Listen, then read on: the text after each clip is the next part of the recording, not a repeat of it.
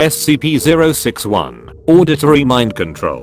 Object Class, Safe. Special Containment Procedures. The source code for SCP-061 is to be kept on a standard archival quality read-only data compact disk, CD-ROM. 4 copies of the CD-ROM with the source code are to be stored in separate maximum security inanimate object lockers. Except for purposes of approved experimentation, SCP-061 is not to be loaded, compiled, or run.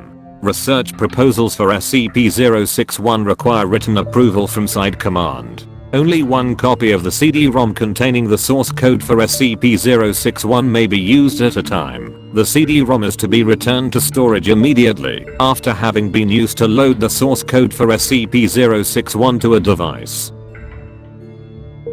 SCP-061 must never be loaded, compiled, or run on any device which has a connection to the internet, either directly or via another device. SCP-061 must never be loaded, compiled, or run on any device which is physically capable of wireless connectivity, regardless of whether that connectivity is in use. For purposes of approved experimentation, SCP-061 may be loaded, compiled, and run on a LAN consisting of no more than 3 devices plus peripherals. No devices are to be disconnected from the LAN during experimentation. Following the conclusion of experimentation, all devices within this LAN are to be immediately reformatted. Audio output peripherals for this LAN are to be contained within an observation chamber surrounded with noise-cancelling vacuum insulation. In the event of a perimeter breach by hostiles during SCP-061 experimentation, all devices within the LAN are to be immediately destroyed. Description: SCP-061 is an acoustic computer program being developed by SCP researchers with the intent of producing successful countermeasures to similar programs being developed by governments and individuals around the world. Inspired by research on data expunged, SCP Command saw both the potential and harm in the ability to control the brain functions of other human beings. Laymen understand that music can elicit certain emotions and memories, or various sounds can elicit fear and excitement by simply being heard.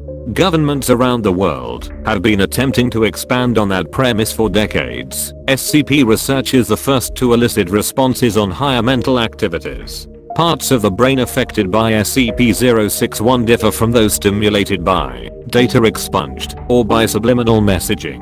Instead of acting on parts of the brain that are thought to be in control of the subconscious, acoustic frequencies produced by SCP-061 intercept conscious thoughts as they are produced and replace them. Instead of a suggestion, the human hearing center bisects the conscious thinking mind of the frontal lobe with the motor control cortical homunculus of the brain. A baseline rhythm convinces the rest of the brain that the conscious mind is asleep and effectively stops conscious thought from continuing to the rest of the brain. In return, the frontal lobe experiences a pause that resembles the psychological effects of anesthesia. Acoustic codes developed by SCP-061 are interpreted by motor centers in the brain as conscious instructions, and the subject typically acts accordingly. See Addendum 01. Subjects will normally have a blank facial expression while under the influence of SCP-061. They are not responsive to attempts at conversation and express no desires, such as hunger or interest in sexual advances. Though all commands are followed without question, the effects of the auditory control cease once the subject is no longer able to hear the program. Most test subjects report being unable to remember the actions they performed while under control, but a few have experienced the effect of watching helplessly as their body acted against their will.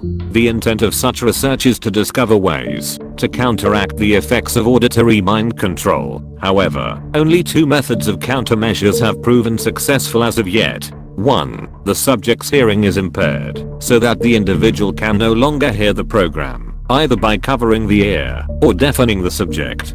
2. The program itself sends a coded instruction to the hearing center of the brain, permanently shutting it down. Though the ear continues to hear, there has been no progress in finding the proper code to reboot the hearing center of the brain. Addendum 01. All subjects are placed under auditory control, issued a coded auditory command and then monitored. Subject 4402F.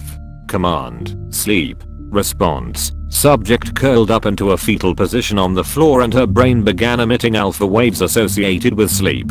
Her eyes remained wide open in the typical blank/empty expression associated with controlled subjects, but her eyes twitched rapidly in ways associated with REM sleep.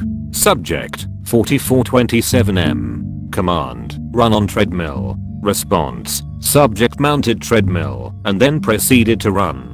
Subject did not turn on the treadmill, resulting in the subject impacting the control platform. Subject repeated this until the stop command was issued. Note: more detailed commands are advised for task-oriented commands. Subject 4427M. Command: turn treadmill on. Run on treadmill. Response: subject turned on treadmill to the maximum speed, mounted and attempted to run, before being ejected off the conveyor belt. Subject repeatedly attempted to turn on the treadmill to a random speed and run on it with various outcomes. Note: more detailed commands are advised for task-oriented commands. Subject 4427M. Command: turn on treadmill to jogging speed. Jog on treadmill. Response: subject successfully jogged on treadmill until stop command was issued, which resulted in subject being ejected off the conveyor belt.